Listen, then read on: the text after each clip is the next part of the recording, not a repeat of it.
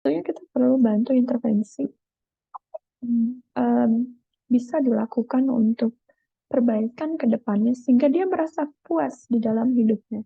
Sehingga justru itu yang akan membantu dia nantinya ketika nantinya dia misalkan berada pada kondisi em, sakit kronis atau misalkan sudah berada di penghujung usianya dengan perawatan fase end of life, dia tahu bahwa walaupun mungkin pada tahapan sebelumnya, sebelum lansia, dia tidak mampu mencapai apa yang dia inginkan, tapi pada tahapan lansia ini dia bisa melalui apa yang sebelumnya dia pernah tidak merasa berhasil, saat ini dia bisa merasa berhasil apapun yang dia mampu gitu, yang dia bisa. Sehingga kita bisa membantu untuk meningkatkan kepuasan hidupnya, ya. Tentunya juga akan mempengaruhi kualitas hidupnya juga, sehingga juga kesehatan fisiknya juga akan semakin membaik atau meningkat gitu ya.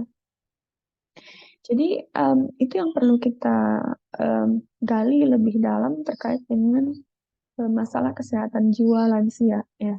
Jadi kalau kita tidak memahami apa yang sebenarnya ada di dalam pikiran mereka ya, tentunya kita sulit sekali untuk mengintervensi karena apapun yang keluar dari ceritanya lansia itu adalah utamanya adalah merasa bahwa mereka baik-baik aja, tidak ada masalah, ya paling cuma sulit tidur biasa karena kecapean mungkin. Padahal justru um, sulit tidur itu menjadi indikator utama bahwa ada sesuatunya yang perlu kita gali lebih dalam. Ya, sulit tidur itu apakah ada yang dipikirkan atau ada kondisi fisik lainnya.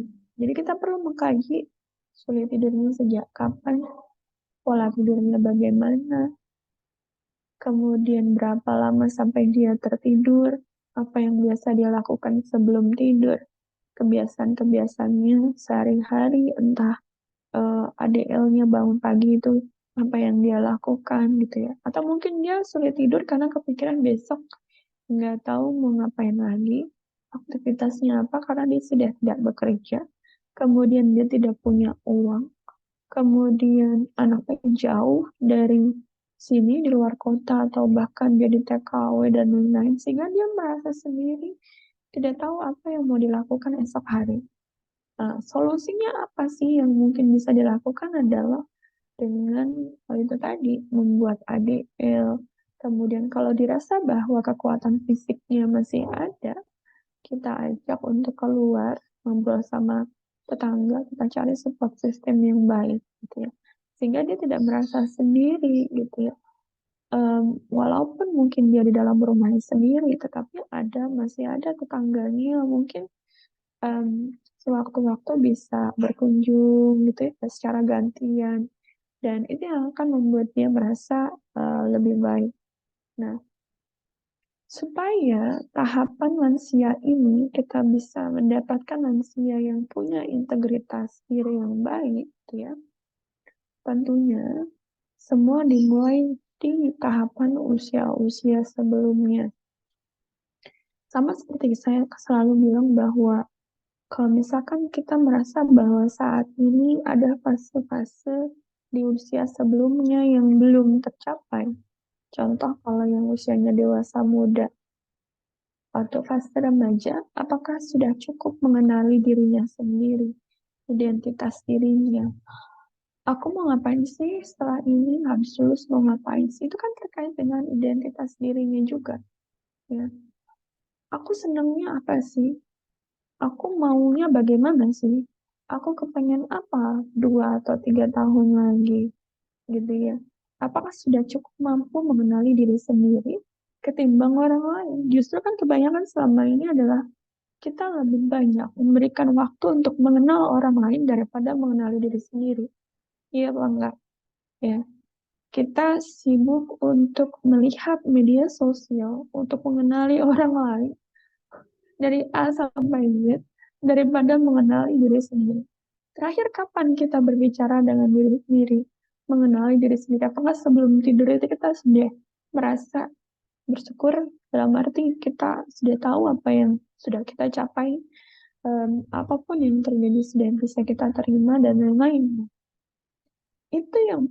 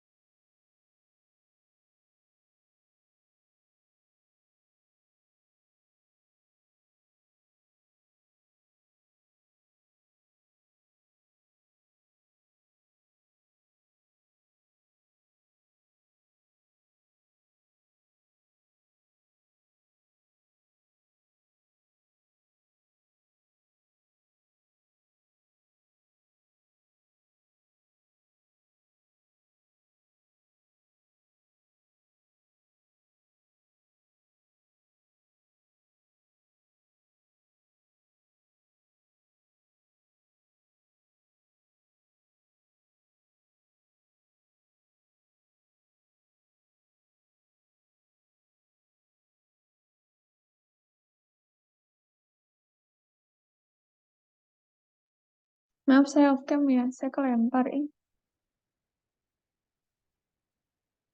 Saya sampai mana tadi tuh? Bentar ya. Oke. Jadi kalau misalkan kita kepingin mengajarkan manusia untuk punya integritas diri yang baik, tentunya dimulai di tahapan sebelumnya. Mungkin dia sama ini belum mencapai itu, tapi kita paling tidak di tahapan, misalkan usia dewasa menengah ya. Ada yang tahu dewasa menengah itu fase perkembangannya apa sih? Dewasa menengah.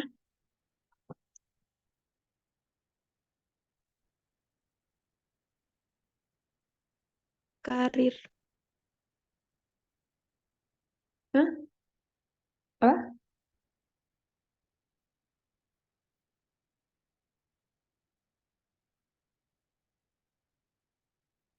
Halo?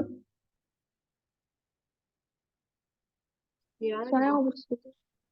Ya, dewasa menengah itu fase apa?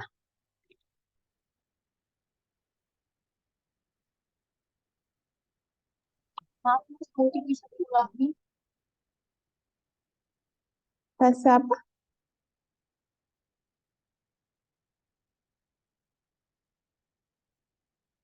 Dewasa menengah fase perkembangan Erikson itu fase apa?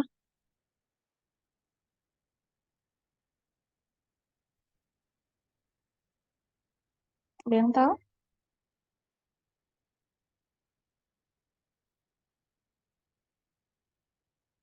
Dewasa menengah fase perkembangan Erikson itu fase apa?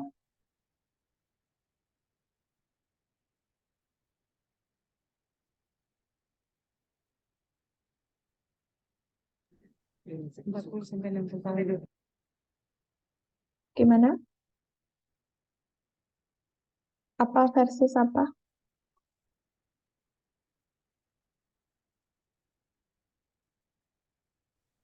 Generativity versus stagnation. Oh, generativity itu artinya apa? Ada yang tahu?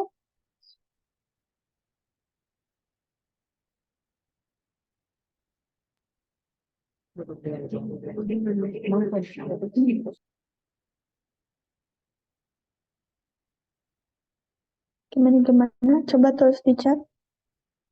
Suaranya kok putus-putus ya.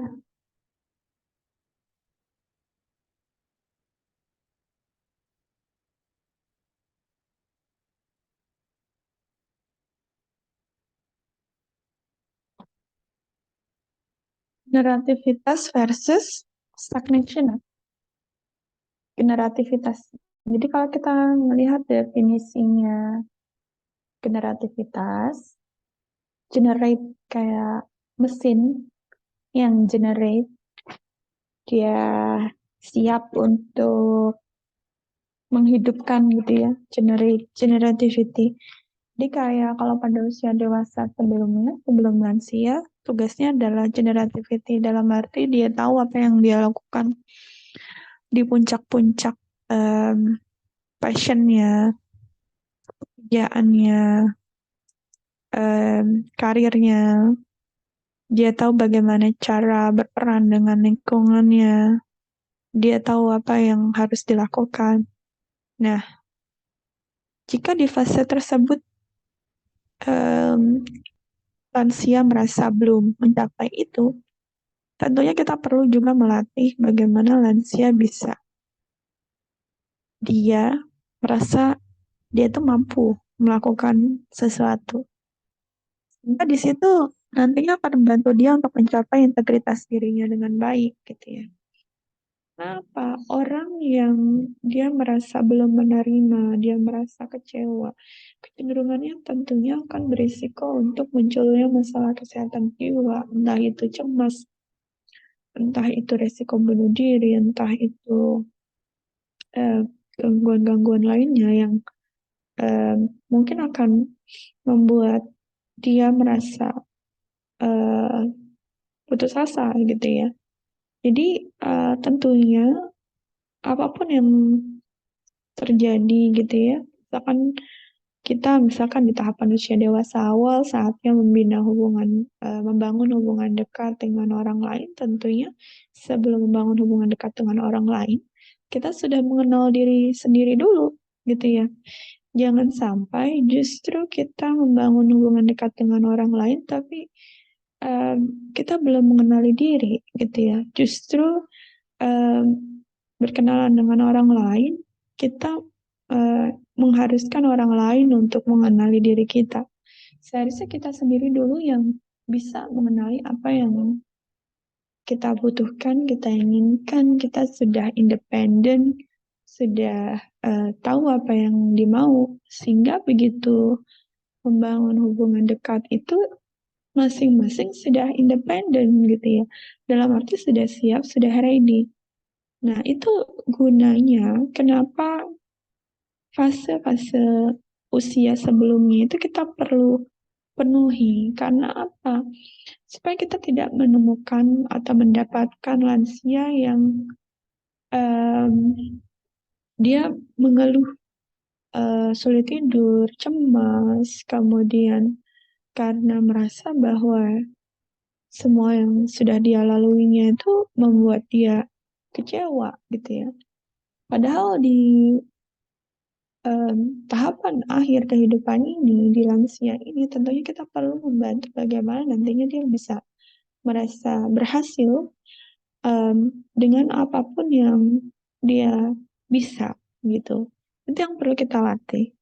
Kemudian membangun hubungan yang berkualitas. Kalau selama ini mungkin ada lansia yang sulit untuk bercerita ke orang lain gitu ya. Mungkin di fase-fase sebelumnya memang dia jarang untuk cerita ke orang lain. Dalam arti gini, kalau cerita nanti dianggap mengeluh, nanti kalau cerita nanti dianggap uh, gak boleh itu adalah aib dan lain-lain. Sehingga ada lansia yang tidak banyak bercerita gitu ya. Nah, untuk ini perlu kita latih bagaimana lansia itu untuk bisa ngobrol dengan orang lain, dengan sesama lansia atau siapa yang membuat dia nyaman. Nah, lansia itu lebih banyak ya menyukai kalau dia itu didengar daripada diberikan penilaian yang sifatnya judgmental gitu ya.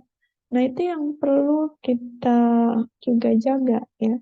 Bagaimana orang lain itu bisa mampu mendengarkan apa yang dia ceritakan walaupun ceritanya itu diulang-ulang, cerita yang sama diulang-ulang gitu ya.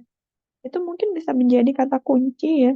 Mungkin ada sesuatunya di sana yang membuat dia tuh merasa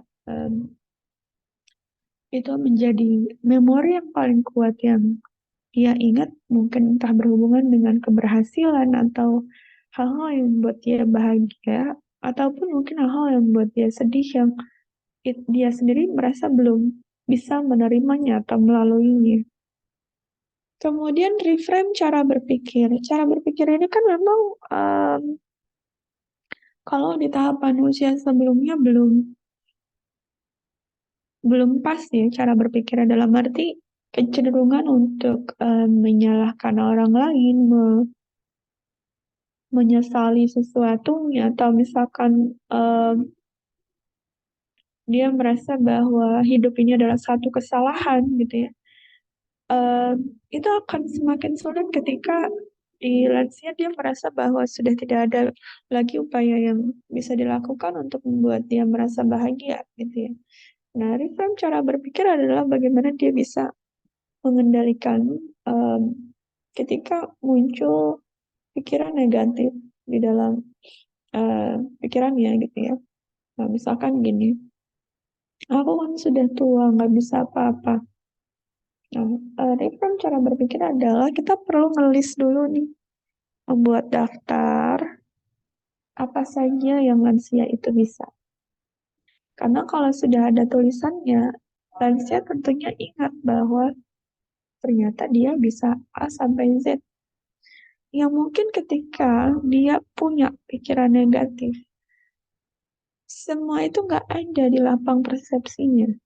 Hilang semua memorinya. Sehingga ketika kita buat list kelebihan kekurangannya, dia tahu apa yang dia bisa, gitu ya.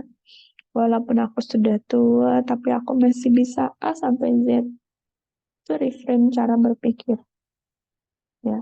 Jadi itu yang perlu kita kendalikan. Karena yang bisa mengendalikan pikiran kita ya kita sendiri, gitu ya. Perlu dibuat list atau daftar supaya lansia itu bisa baca dan paham, mengingat kembali. Karena kalau recall memori pada usia tua kadang kan sulit, sehingga kadang-kadang perlu dibuat kertas dan itu ditempel di kamarnya bahwa dia itu kelebihannya A sampai Z. Nah, yang dia suka lakukan setiap hari itu apa? Pagi apa, sore apa, malam apa, ya.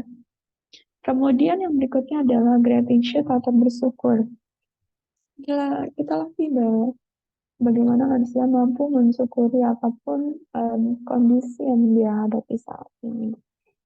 Ya, kita hubungkan dengan Tuhan bahwa aku berterima kasih Tuhan karena sudah diberikan sehat, masih bisa bernafas, masih bisa makan, minum sendiri. Aku masih bisa ngelakuin sesuatu yang aku suka, gitu ya. Dan itu yang perlu kita latih setiap hari, gitu ya.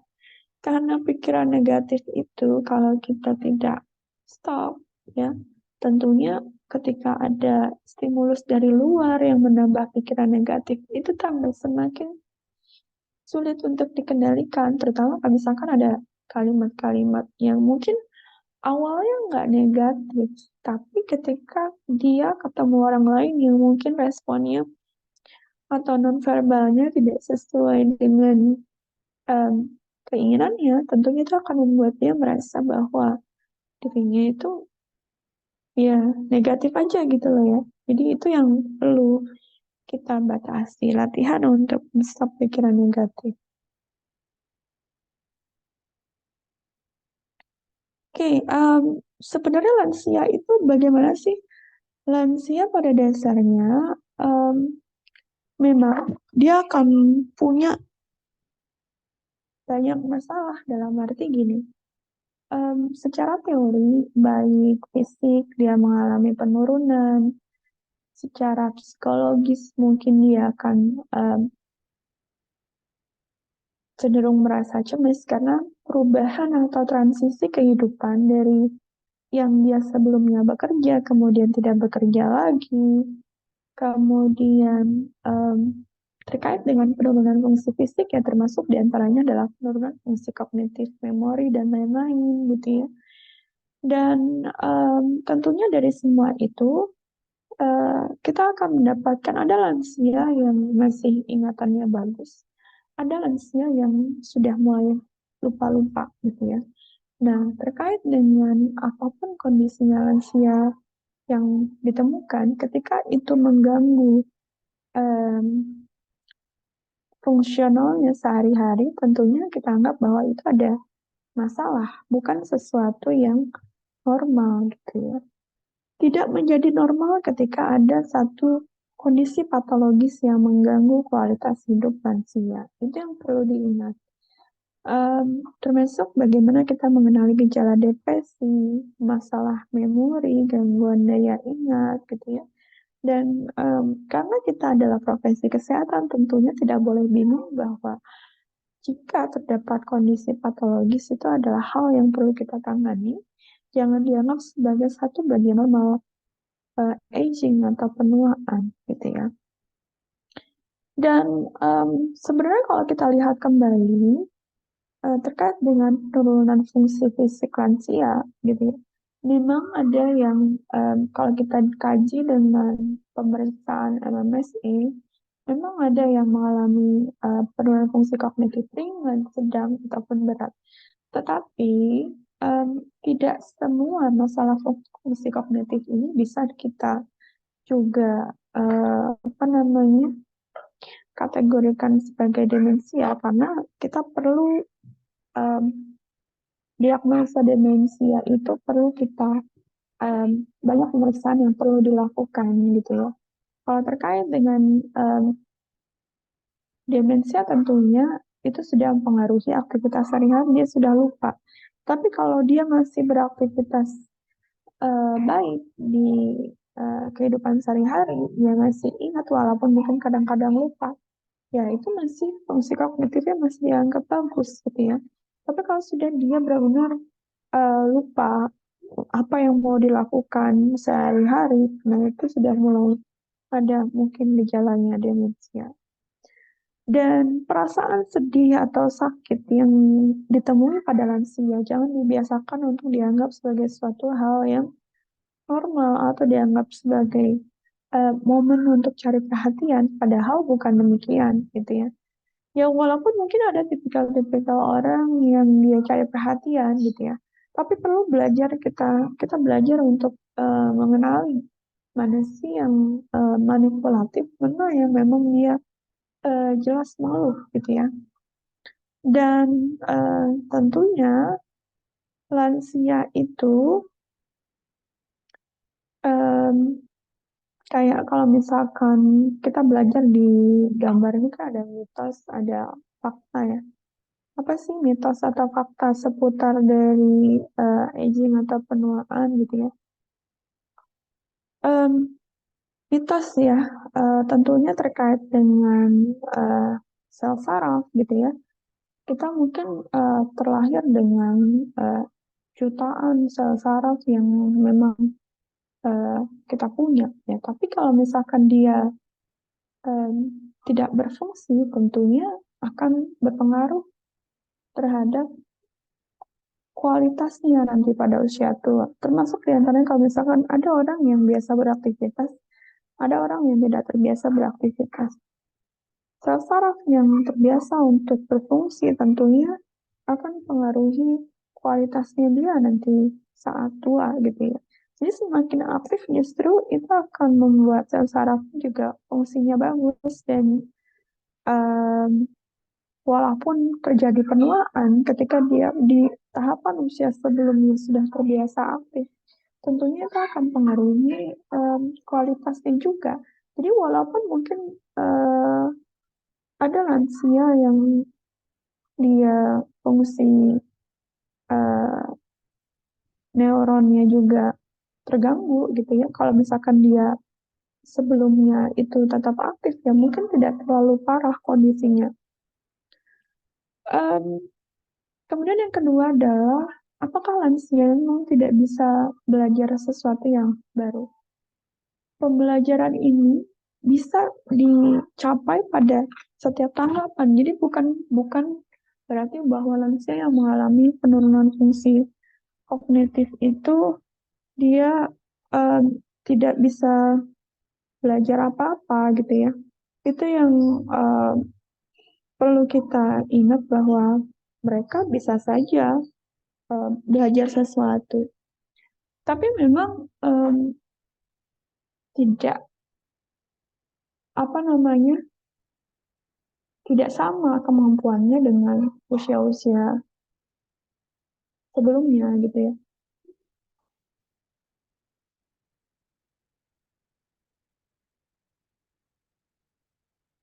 Azan ya?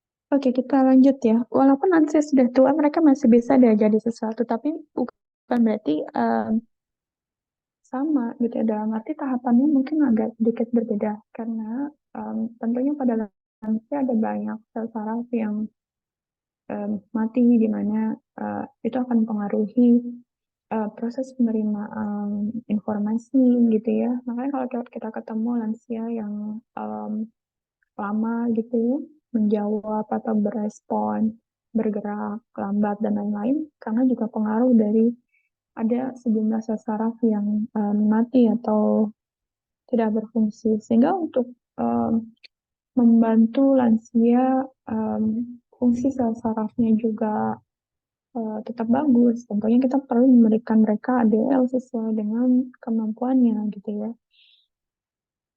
Sama kayak misalkan kita yang belum lansia aja kalau liburan itu kelamaan, kemudian tiba-tiba harus bekerja, itu kan loadingnya agak lama ya. Jadi kalau sel saraf kita ini tidak terbiasa untuk difungsikan dengan baik, justru dia akan breaknya atau fungsinya semakin sulit untuk di start lagi gitu ya. Sama kayak kendaraan atau mesin juga begitu kan, ketika dia diistirahatkan tentunya dia akan sulit untuk hidup lagi gitu ya. Jadi kadangkala memang lansia itu memang capek, tapi kalau dia tahu batasannya, kalau beraktivitas berapa lama, aktivitas jenisnya seperti apa, tentunya kita akan membantu dia untuk bisa mampu belajar hal-hal yang baru gitu ya. Kemudian tentunya sudah ada banyak penelitian terkait dengan kerja dari saraf ya. Walaupun lansia itu banyak penurunan fungsi, tapi mereka masih bisa untuk diajarkan sesuatu walaupun mungkin butuh proses.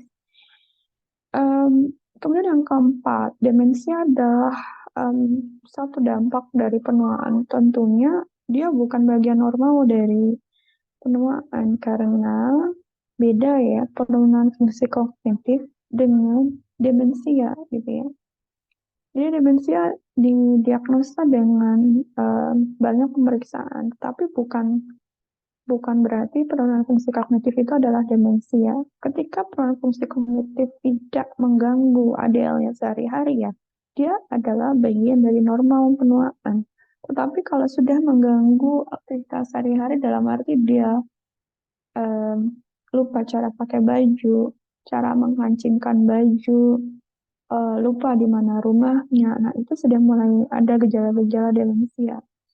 Sehingga lansia yang dia jalan-jalan keluar rumah ketika dia ada gejala-gejala tersebut, perlu kita kantongi gitu ya, atau misalkan di bajunya atau celananya, alamat rumah, KTP jangan lupa, nomor HP emergensi darurat siapa. Sehingga kalau misalkan kita ketemu ada lansia yang hilang, kalau kita berikan identitas itu tentunya dia tahu kemana dia akan pulang, gitu ya. Nah, pada pasien-pasien yang demensia ini, sisa-sisa memori yang masih dia ingat adalah ketika ada memori yang memang secara batin dekat dengan dia.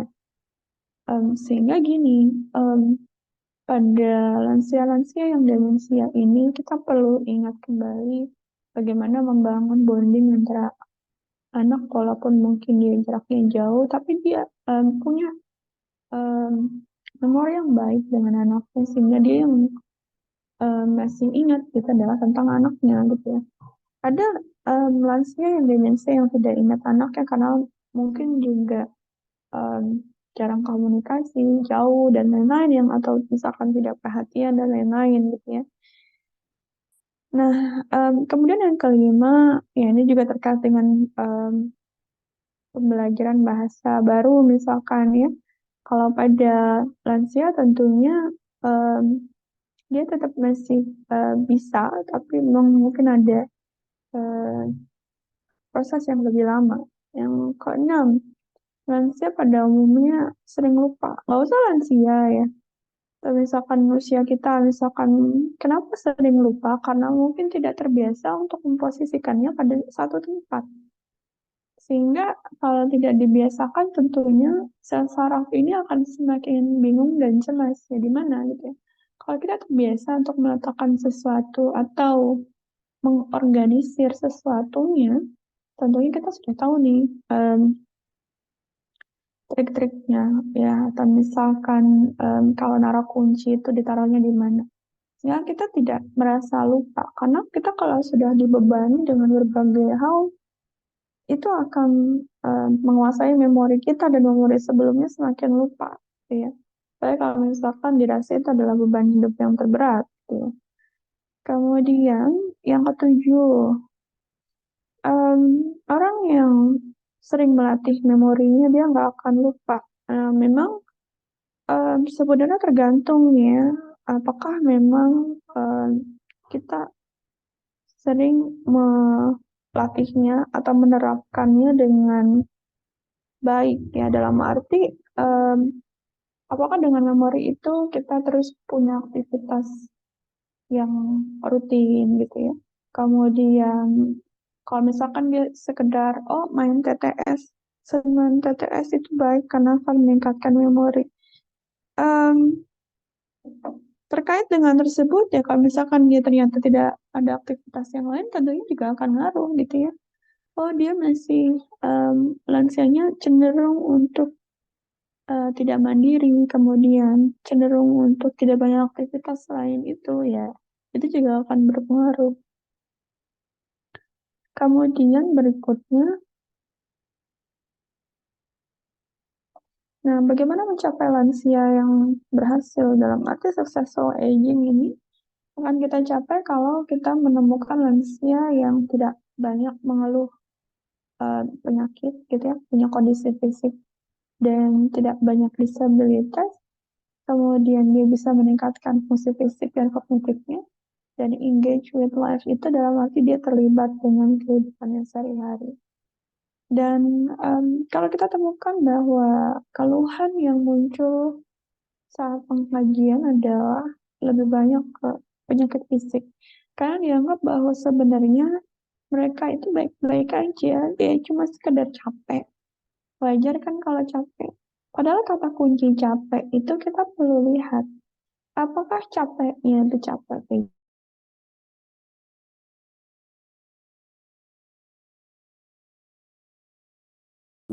Walaupun mungkin dia mengeluh sulit tidur, justru itu bisa menjadi tolak ukur apakah sulit tidur itu karena ada masalah psikologis lainnya di belakangnya, mungkin dia tidak paham itu apa maksudnya, entah itu cemas, entah itu dia merasa tidak berdaya, dalam arti dia sudah tidak punya uang, sakit-sakitan, dan lain-lain. Nah, itu yang perlu kita berikan intervensi. Dan lansia yang sukses atau berhasil ya, tentunya dia mau belajar sesuatu yang baru dan belajar untuk resilient, dalam arti dia tahan banting, kemudian tetap mau beraktivitas, kemudian bisa mengatasi masalah, bisa melakukan aktivitas fisik, mencoba untuk berpikir positif, kemudian bisa berhubungan dengan orang lain gitu ya. Nah itu sebenarnya adalah PR kita sepanjang hayat. Jadi sebelum mencapai usia lansia, tentunya di usia tahapan ini kita perlu nih yang namanya merenungi kembali sudah sejauh mana kita mencoba untuk mencapai apa yang kita tuju, atau masih bingung dengan bagaimana tujuan hidup. Ya, belajar untuk mengenali diri sendiri. Kita ini sekarang sukanya apa sih? Apa sekedar menjalani kuliah? Atau dari kuliah ini kita termotivasi untuk kepengen apa? Nah, itu yang perlu diingat-ingat. Karena adanya motivasi itu tentunya menjadi dasar untuk mencapai itu. Aku harus melewati apa saja sih? Sehingga apapun yang dihadapi nantinya, sebelum tujuan itu berhasil, tentunya dia belajar untuk siap. Ya. Jadi nanti kayak misalkan skripsi, bikin proposal. Nah, sebelum mendapatkan gelar escape, tentunya sudah siap. Stres apapun yang dihadapi sebelum nantinya lulus, ya dicoba untuk dilalui. Nah, itu adalah step-step yang memang kita harus belajar bahwa semuanya tidak ada yang mudah, semua butuh proses, dan kita harus siap untuk belajar. Nah, apa sih hubungannya faktor psikososial, kesehatan, dan kualitas hidup lansia? Nah, kalau kita lihat dari konsep ini, di kehidupan lansia tentunya juga dia punya berbagai karakter seperti apakah dia usianya lansia awal, tengah, atau memang sudah usia tua sekali, kemudian jenis kelamin, perempuan atau laki-laki, suku, status sosial, ekonomi, tingkat pendidikan, status pernikahan, pekerjaan, pendapatan, kecukupan pendapatan, terus rumah tangga, asuransi. Kemudian faktor lingkungan, apakah memang ada dukungan dari tetangga dan lain-lain, keterlibatan di dalam kegiatan keagamaan. Kemudian terkait dengan psikologis, apakah dia mampu mengatasi stresnya, bagaimana kepribadian, personalitasnya, dan itu akan mempengaruhi perilaku kesehatan. Contoh, bagaimana lansia bisa memutuskan dia mau olahraga? Itu tentunya dipengaruhi oleh banyak faktor. Aku mau jalan-jalan, aku mau keliling komplek, aku sebelum dia ngomong aku mau, tentunya itu dipengaruhi apakah kalau misalkan ibu-ibu gitu ya, lansianya, nenek-nenek, pasti dia akan kepikiran, kerjaanku di rumah udah beres atau belum. Tapi kalau ketemu tetangga, nanya soal gini, aku mau jawab apa. Terus kalau misalkan tiba-tiba ada orang yang begini, aku bagaimana? Nah, itu akan mempengaruhi perilaku kesehatan. Ya, termasuk bagaimana dia ke pelayanan kesehatan. Nanti kalau aku kelihatan ke puskesmas, nanti aku dianggap orang yang sakit. Padahal kan aku baik-baik aja. Nah, jadi kita tidak bisa yang namanya menjudge atau menghakimi seseorang yang kok ibu tuh sakit parah tapi kenapa nggak ke puskesmas periksa? Terus kemudian begitu datang kondisinya udah di komplek dan lain-lain gitu. Padahal dia mau cerita tapi itu serba salah gitu, tapi lebih banyak disalahkan. Sehingga tahu kenapa ya justru kondisinya lansia semakin drop. Karena bahkan mungkin respon dari profesi kesehatan itu justru membuat kondisinya atau psikologisnya merasa lebih down lagi. Padahal kita nggak tahu nih. Sebelumnya itu lansia itu sudah berupaya untuk apa tapi nggak mampu. Gitu loh. Ya.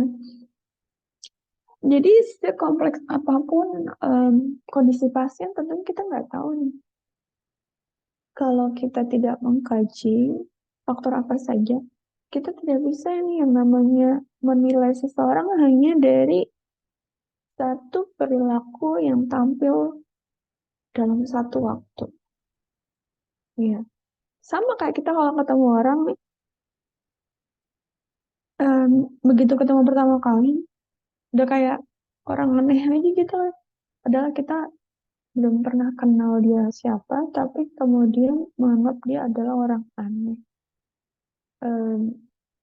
Tidak care dengan orang lain, tidak perhatian, dan banyak lagi. Kan kita paling pintar itu menilai orang lain ya, daripada menilai diri sendiri yang lagi.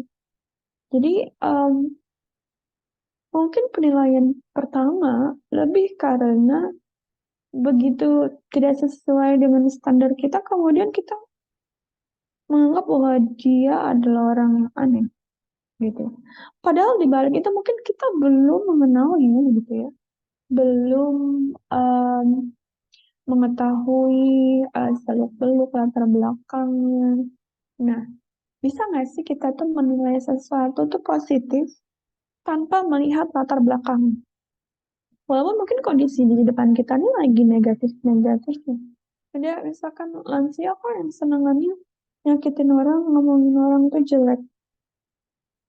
Nah, apakah terus kita, oh lansia ini jelek orangnya? Kan kita nggak tahu nih. Bisa jadi mungkin sebelumnya dia pernah disakiti, dia mungkin selama ini diam saja, dia mungkin selama ini nggak tahu cara bicara yang baik. Nah, itu adalah tugas kita, bagaimana caranya mengajarkan komunikasi yang baik ke lansia, gitu ya.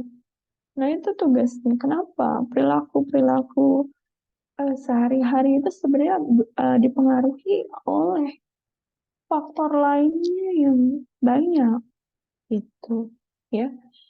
Kemudian, dan akhirnya akan mempengaruhi kualitas hidup dan kesehatan seorang pada akhirnya. Oke, lansia ini, itu tadi sudah saya ceritakan di awal ya.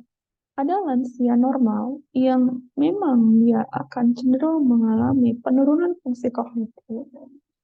Ada yang dia memang fungsi kognitifnya juga mengalami gangguan yang sangat berat. Dia sampai mempengaruhi DL sehari-hari ke demensia. Ada yang mungkin lansia mengalami delirium, gelisah, gitu ya.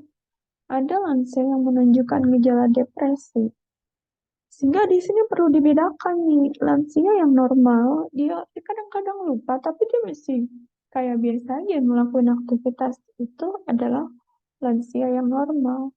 Kalau kita menganggap bahwa orang yang lupa ingatan atau misalkan lupa sesuatu sering kata kadang atau sering tuh kadang kumpang tindih campur aduk. Kayak kita misalkan lupa naruh kunci di mana. Apa terus kita dianggap bahwa kita mengalami penurunan fungsi kognitif. Padahal bisa jadi itu lebih karena kita tidak konsisten untuk meletakkan sesuatu di satu tempat. Nah, kalau seperti itu berarti strateginya adalah belajar untuk konsisten. Belajar untuk rutinitas yang baik. Ya. Tetapi kalau pada orang yang mengalami penurunan fungsi kognitif yang berat seperti demensia, memang perlu pendampingan dan mengatur emosinya supaya dia tidak gelisah keliling. Karena orang yang demensia itu kan suka gelisah gitu ya, sore hari, jalan-jalan, karena dia tidak ada aktivitas. Ya. Sama kayak misalkan kalau mahasiswa liburan, gitu ya, liburan itu lama banget, nggak ada aktivitas, gabut, bingung mau ngapain. Ya, bayangkan di usia lansia yang mungkin dia tidak terpapar dengan gadget, internet, dan lain-lain, akan lebih bingung apa yang mau dilakukan. Kalau yang masih muda kan mungkin masih bisa pegang HP dan lihat medsos dan lain-lain. Kalau pada lansia yang tidak terbiasa terpapar dengan gadget, tentunya kita bisa bayangkan aktivitas apa yang bisa dilakukan. Nah, jenis aktivitas yang bisa dilakukan pun akan dipengaruhi oleh status sosial ekonomi. Ya, sehingga kalau misalkan kita memberikan intervensi, kita lihat kembali dengan pendapatannya sehari-hari, kita mengajarkan apa ya harus matching dengan yang dia temui sehari-hari. Ya, jadi untuk nantinya kita membantu memberikan intervensi yang baik sesuai dengan kebutuhan lansia, tentunya kita perlu mendalami sekali masalah kesehatan jiwa yang dihadapi oleh lansia. Nah, lansia ini kalau sudah menunjukkan gejala depresi, cenderung akan rapuh, imunitasnya menurun, kondisi fisiknya semakin menurun, dan ini akan mempengaruhi munculnya disabilitas, ketergantungan pada orang lain, akhirnya dia tidak mau bergerak, tidak mau beraktivitas, akhirnya mengganggu status fungsionalnya, akhirnya muncul juga penyakit kronis. Orang yang punya gejala depresi tentunya kan itu akan mempengaruhi sistem imun ya. Dan kalau sistem imunnya sudah terganggu, tentunya akan memicu munculnya inflamasi dan menimbulkan proses patologis yang lainnya. Yang ini yang perlu kita cegah.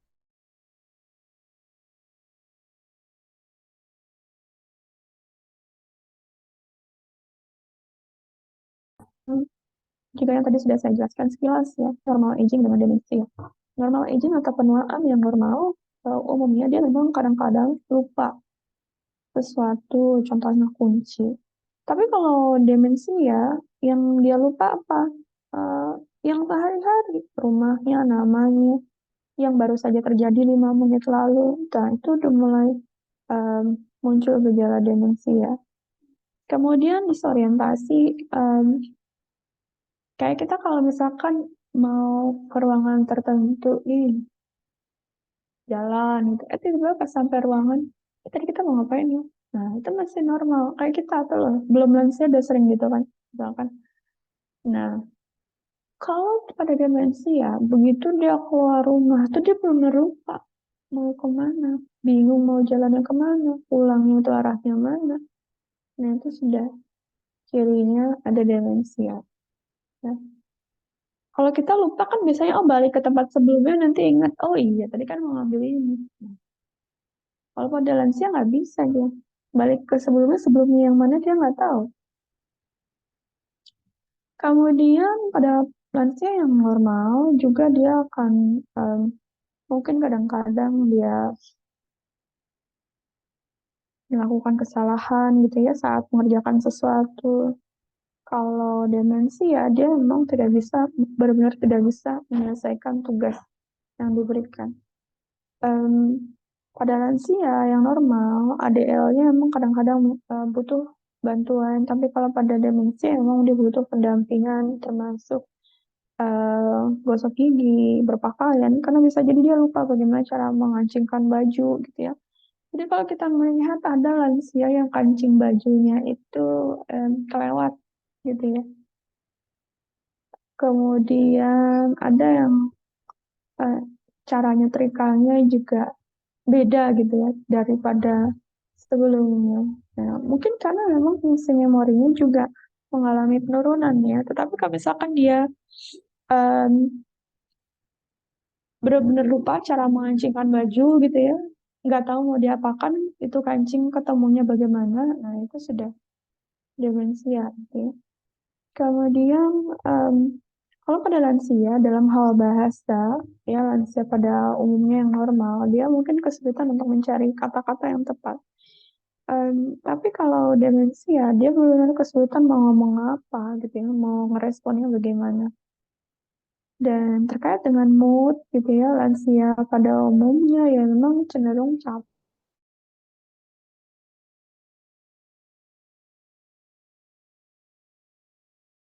ya. Nah kalau pada demensia, tentunya dia kalau dia sudah nggak suka ya, dia merasa nggak enak, dia akan pergi ya perubahan mood. Nah ini yang membedakan antara uh, memori pada lansia yang normal dengan demensia. Nah, sekarang bedanya demensia dan Alzheimer.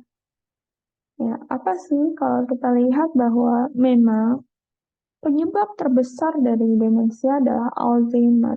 Tapi demensia itu bisa disebabkan oleh banyak hal, nggak cuma Alzheimer gitu ya.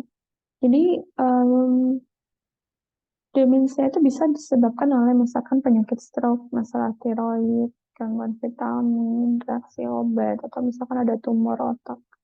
Ya, memang penyebab terbesarnya adalah Alzheimer. Ya. Tapi kalau kita berbicara penyakit Alzheimer, ya, memang dia itu menyebabkan gejala demensia gitu ya. Dan penyebabnya juga variatif gitu ya. Dan mungkin juga bisa terjadi pada usia lebih awal dan kesulitan untuk belajar informasi yang baru, perubahan mood dan lain-lain. Sedangkan pada demensia, memang dia sudah mempengaruhi memori, fokus perhatian, persepsi, logika, pemahaman, dan lain-lain ya. Jadi untuk mencegah munculnya lansia yang nantinya dia mengalami demensia, tentunya fungsi saraf ini akan semakin baik kalau dia memang difungsikan, dalam arti dia punya ADL yang baik, si lansia tahu apa yang harus dilakukan. Masalah berikutnya adalah risiko bunuh diri. Nah, ini ada yang secara langsung atau tidak langsung ya, risiko bunuh diri. dalam arti langsung dia mencoba untuk melakukan upaya bunuh diri dengan berbagai hal ya untuk mengakhiri hidupnya. Tapi kalau tidak langsung kan dengan apa sih? Tidak langsung dengan dia menolak untuk makan, menolak untuk minum obat, atau misalkan dia minum berbagai obat, ya. Tapi dia tidak secara langsung mati, gitu ya. Jadi kalau yang secara langsung ya memang misalkan minum racun dan lain-lain itu namanya langsung. Nah, risiko bunuh diri akan semakin meningkat ketika dia ada masalah ekonomi, kemudian krisis hidup, ada masalah terkait dengan penyalahgunaan nafsa, masalah terkait dengan rumah, kesehatan fisik, hubungan dengan orang lain. Nah, ini yang memunculkan risiko untuk bunuh diri pada lansia ya. Jadi transisi kehidupan itu akan membuat seseorang itu merasa stres dan jumpalitan. Ya. Yang ini bisa memunculkan risiko untuk bunuh diri. Ya. Nah, apa yang bisa kita lakukan adalah pengkajian terkait dengan memori, perubahan psikis, kemampuan intelektual. Nah, terkait dengan masalah kesehatan jiwa ini gitu ya, yang perlu kita lihat biasanya adalah mereka mengeluh kondisi fisik dulu ya karena mereka tidak mampu untuk mengenali apakah itu masalah kesehatan jiwa atau misalkan mereka mengeluh banyak pikiran tentunya dianggap orang yang stres. Jadi itu yang akan menjadi pintu di mana kita akan menanyakan apakah ada masalah lainnya, kepikiran dan lain-lain. Dan saat pengkajian bisa jadi karena lansia tidak terbuka karena mereka tidak sadar dengan gejala yang dia rasakan. Karena pada umumnya orang akan mengeluh pada masalah kesehatan fisik saja. Karena terkait juga dengan stigma, kalau banyak mengeluh nanti dianggap orang itu apa, stres. Karena begitu dilakukan assessment bisa jadi ada tetangganya yang dengar, atau siapa yang dengar, kan itu akan membuat dia merasa risih dan malu. Kemudian kita perlu mengkaji apakah lansia sering konsumsi obat, apakah dia sering merasa kehilangan, berduka. Kemudian kita bisa mengkaji dengan LMSA keluhan saat ini, riwayat fisik keluarga, pengobatan saat ini apa saja yang terkait dengan kondisi fisiknya, riwayat abuse, riwayat perkembangan, riwayat pekerjaan, dan kehidupan sosial lainnya.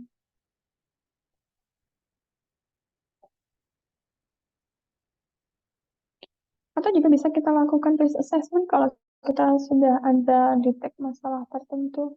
Ada pain assessment, spiritual assessment. Spiritual assessment adalah termasuk kayak misalnya kita bertanya, mohon izin Mbak mau tanya, kalau Mbak saat ini sehari-hari terkait dengan keyakinannya dengan Tuhan, adanya Tuhan, biasanya ngelakuin apa aja setiap hari supaya Mbak ini merasa kuat.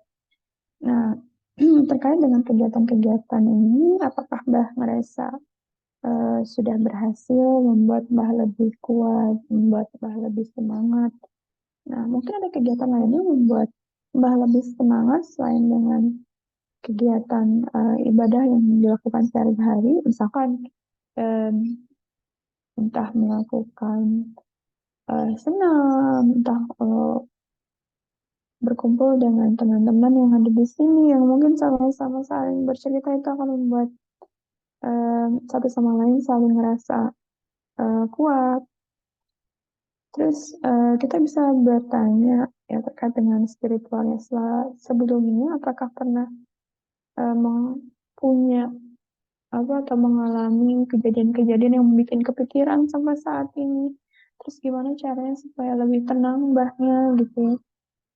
Nah, itu yang jadi kita nggak bertanya terkait dengan trauma, kehilangan, tapi bisa dengan bahasa-bahasa yang lebih familiar kita tanyakan ke lansia.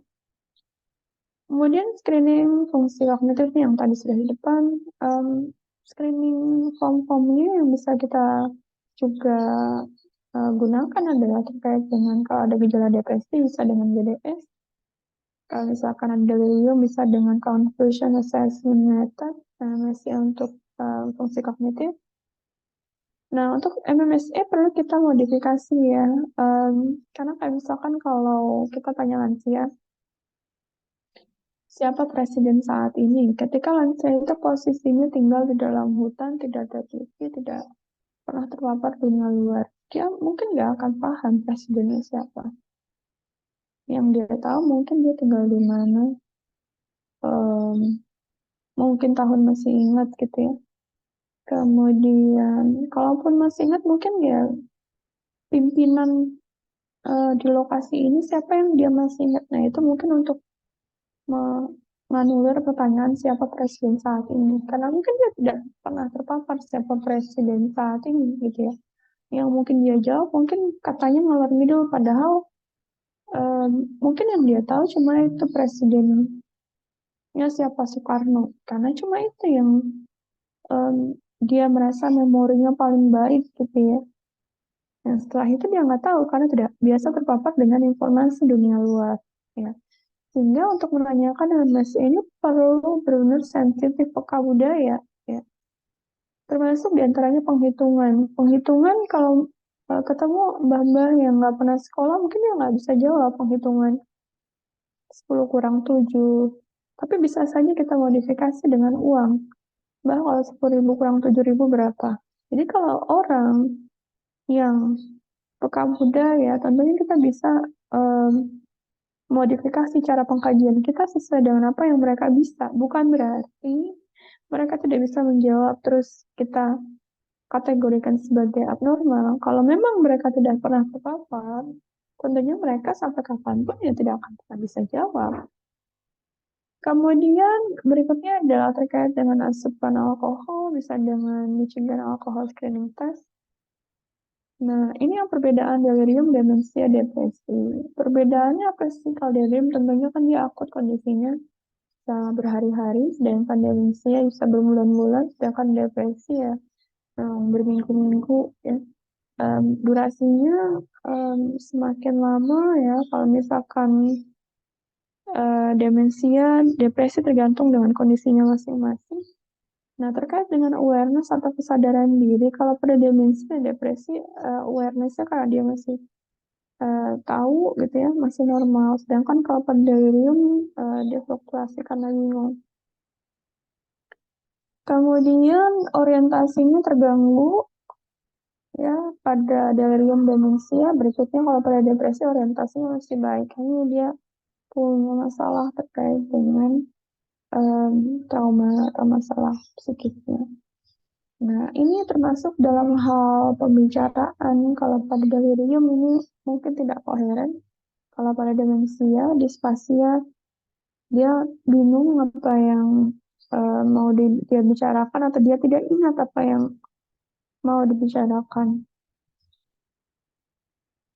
Oke, diagnosanya bisa gangguan proses pikir terkait dengan masalah respon afektif, somatis, stres, respon perilaku. Ini ada diagnosanya masing-masing tergantung dari gejala yang muncul.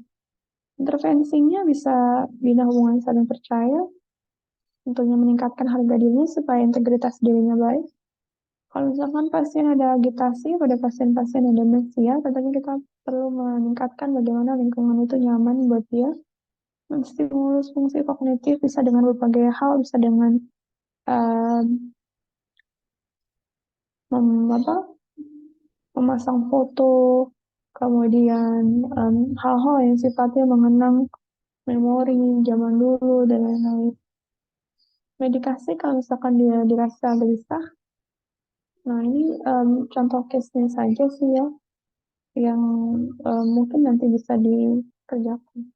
Oke, kita lanjut ke praktikum yang mungkin sudah disiapkan. Untuk praktikumnya untuk roleplay, karena saya 12.30 itu ada ujian. Bisa langsung saja sudah. Yang mau roleplay sudah disiapkan.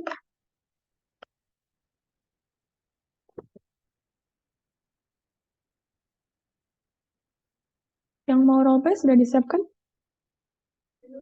Sudah, Bu. Sudah, Nurse. Oke, langsung.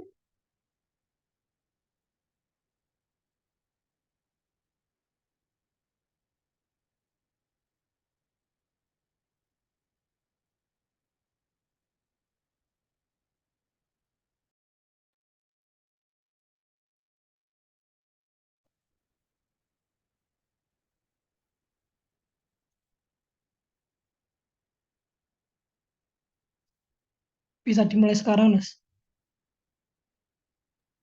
Iya, sekarang, masa tahun depan. Kita nggak lulus-lulus. Ayo.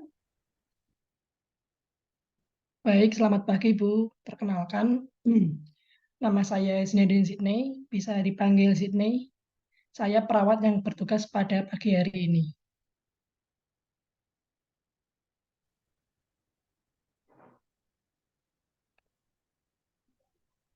Selamat pagi juga, Mas. Selamat pagi. Sebelumnya, apa benar ini dengan Ibu Nia Pasaribu? Kalau boleh tahu, Ibu lebih suka dipanggil apa ya? Panggil Opung Nia aja lah, Mas. Oh, baiklah. Saya akan merawat Opung Nia selama seminggu ini. Bagaimana perasaan Opung Nia sekarang? Semalam bisa tidur atau tidak? Semalam lupa, Mas. Mau tidur jam berapa? Kayaknya semalam, kayaknya semalam nggak bisa tidur.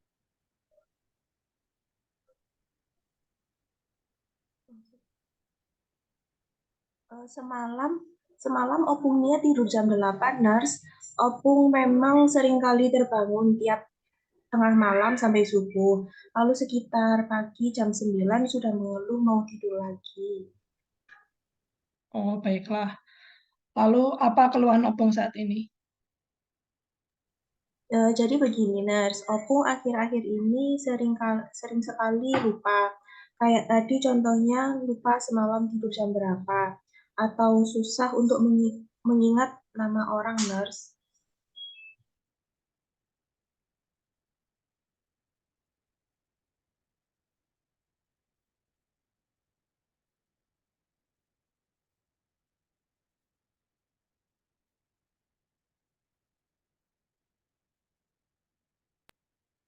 Saya lupa nama saya tadi siapa ya? Namanya tadi Nia, Opung. Nia. Opung juga kadang suka nyasar dan salah kamar kalau lagi jalan-jalan. Padahal Opung kan sudah cukup lama tinggal di panti ini. Oh, baiklah. Sekarang, bagaimana kalau kita ngobrol mengenai penyebab Opung Nia sering lupa akhir-akhir ini?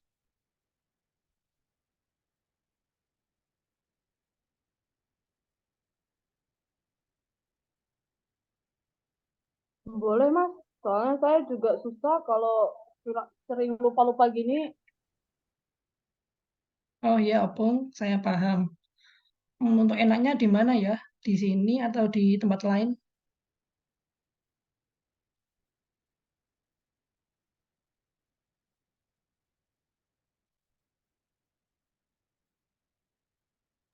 Di sini aja, Mas.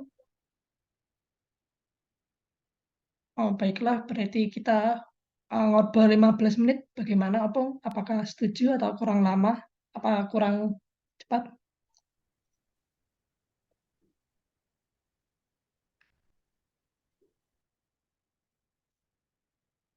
Yaner, silakan.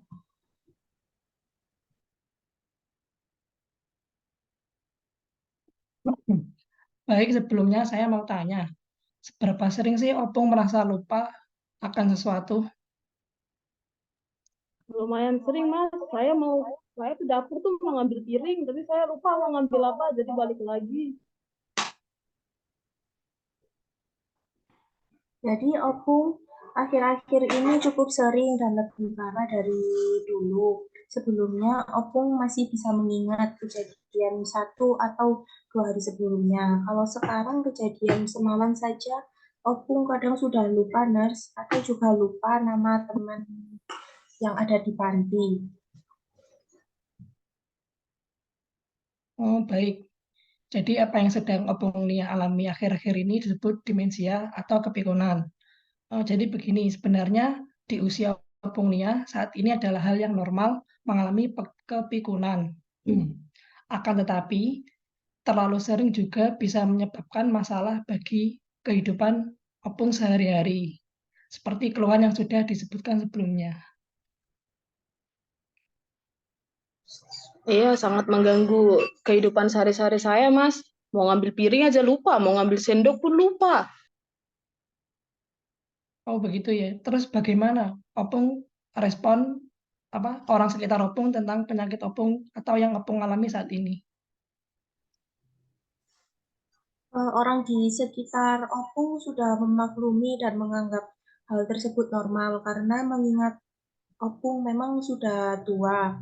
Sebagian besar teman-teman panti juga banyak yang seperti itu, tapi tidak terlalu memusingkan seperti kasus Opung saat ini. Baiklah, seperti yang saya bilang barusan, demensia atau kepikunan itu adalah hal yang wajar dialami di usia Opung saat ini. Tetapi kita tidak boleh mengabaikan gejala-gejalanya. Ini ada beberapa tips dari saya. Yang pertama adalah pemenuhan gizi pada lansia dan mengatur porsi makan yang cukup, mengurangi garam, menghindari makan yang terlalu manis, gurih, dan goreng-gorengan. Yang kedua ini bisa Opung praktekkan ya. Eh, Nanti kita bisa melakukan senam cegah pikun seperti ini, seperti gambar di sini, di mana senam ini bisa membantu meningkatkan ingatan pada lansia. Caranya mudah, Opung, seperti ini ya. Saya akan mempraktekkan satu gerakan. Gerakan pertama, jari-jari tangan kanan mengepal kecuali ibu jari. Sedangkan untuk jari-jari di tangan kiri Opung mengepal kecuali jari kelingking. Sebenarnya masih ada 4 gerakan lagi, tetapi kan ini kan baru pertama ya Opung kita bertemu, dan ini juga pertama kali saya memberikan gerakan senam ini kepada Opung, jadi sementara ini dulu ya. Sekarang coba Opung lakukan apa yang sudah saya contohkan tadi. Begini ya, Mas? Iya, iya, bagus. Pelan-pelan saja dulu, tidak apa-apa. Coba lagi ya. Sudah bagus kok tadi, sudah bagus. Selanjutnya, bagaimana perasaan Opung setelah melakukan gerakan senam tadi? Saya masih ingat sih, Mas, untuk senamnya yang tadi. Mungkin besok saya udah lupa atau nanti saya sudah lupa. Bagus Opung, dengan melakukan senam tadi secara rutin, mungkin akan membantu Opung mengingat secara perlahan. Coba nanti Opung sesekali dipraktekkan ketika Opung lagi tidak ada kegiatan atau ketika sendiri, nanti bisa dipraktekkan. Nanti bila sudah Opung sudah terbiasa, bisa menemui saya lagi atau saya melihatnya lagi. Bagaimana kalau minggu depan atau besok dicoba ya, ya Opung, 2 kali sehari di pagi atau di sore selama 15 menit untuk latihan saja gerakan senam supaya lancar. Apakah Opung bersedia? Boleh, Mas, boleh. Kan kalau misal besok kita bertemu lagi gimana Opung? Mungkin setelah sarapan atau setelah Opung selesai kegiatan di pagi hari. Boleh, Mas. Oke, untuk tempatnya di mana ya? Kalau Opung inginnya, barangkali ingin pindah di tempat lain.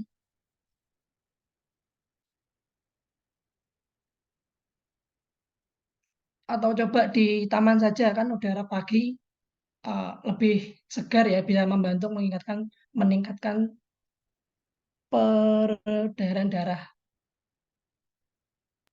Boleh, Mas. Saya juga bosan di rumah terus nih. Oke, baik ya Opung. Kalau begitu tidak ada lagi yang sebelumnya, apakah ada yang Opung tanyakan?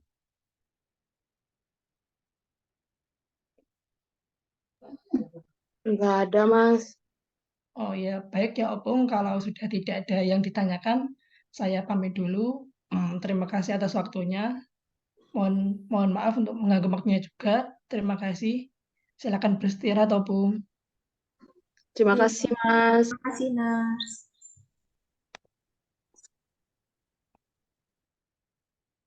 Ya puas, ada yang mau ditambahin?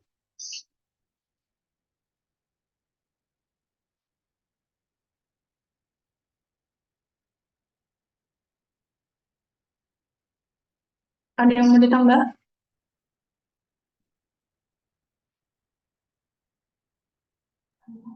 Tidak ada, Nars. Tidak ada, Nars. Puas. Udah cukup puas?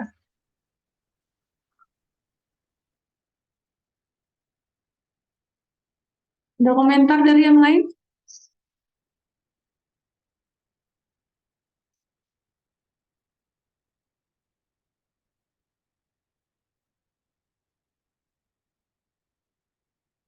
Nggak ada? Nggak ada, Nars. Jadi apa hubungannya demensia sama nutrisi?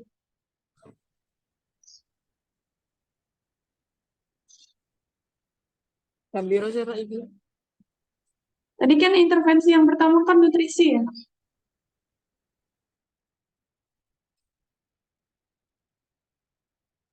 Ya kan tadi intervensi yang pertama kan kurangi manis-manis. Apa hubungannya demensia sama nutrisi?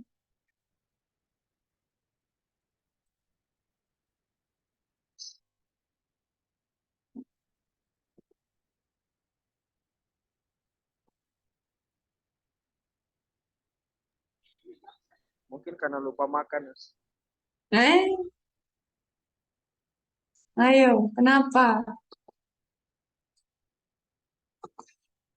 Coba dipikirkan.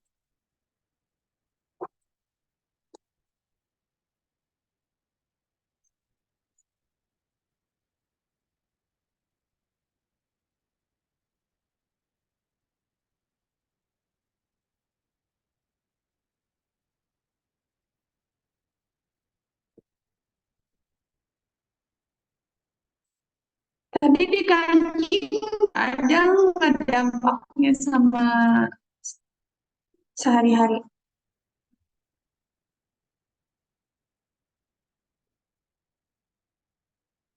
Gejala-gejalanya. Belum ada ya? Apa ditanya dia kalau mandi bagaimana? Kalau makan bagaimana? Kegiatan sehari-hari bagaimana? Karena harus dikaitkan sama ADL-nya. Kalau tadi intervensinya kan lebih cenderung ke fisik. Sementara kalau demensia kan ciri khasnya adalah dia mengganggu fungsi ADL-nya. Tuh. Jadi intervensinya kita perlu buatkan rutinitas aktivitas sehari-hari. Misalkan waktu di assessment dia punya apa namanya? Dia kalau pagi itu biasanya cuma makan terus tidur. Kita perlu pas intervensi membuat perencanaan makan jam berapa, tidur jam berapa, sampai jam berapa, istirahat jam berapa setelah aktivitas, aktivitasnya apa yang dia sukai, mandi sore jam berapa, sehingga dia tahu rutinitasnya. Jadi kalau misalkan lansia cuma dikasih intervensi fisik, ya itu hanya fokus ke fisik. Tapi kalau kita fokus dengan kebutuhannya dia, kalau kesehatan jiwa kan perlu melihatnya secara holistik ya. Jadi ya nggak cuma fisik tapi mentalnya, spiritualnya, bagaimana dengan aktivitasnya, apa kegiatan ibadahnya sehari-hari Mbak. Jadi kalau nanti intervensi itu harus matching sama pengkajiannya. Jadi kalau pengkajiannya demensia kan perlu dikaji semuanya nih. Fisiknya, mental iya, spiritualnya iya, kegiatan ibadahnya bagaimana, interaksinya dengan orang lain bagaimana. Nah, nanti intervensinya harus matching dengan hasil pengkajian yang tadi. Iya, itu ya nanti kalau ada tugasnya video atau role play bisa menyesuaikan dengan itu ya. Ada pertanyaan sampai sini? Nggak ada? Ya, kalau sudah tidak ada, kita tutup ya. Terima kasih untuk hari ini. Sampai ketemu lagi. Assalamualaikum warahmatullahi wabarakatuh. Selamat siang. Waalaikumsalam warahmatullahi Terima kasih, wabarakatuh. Nas. Terima kasih, Nak.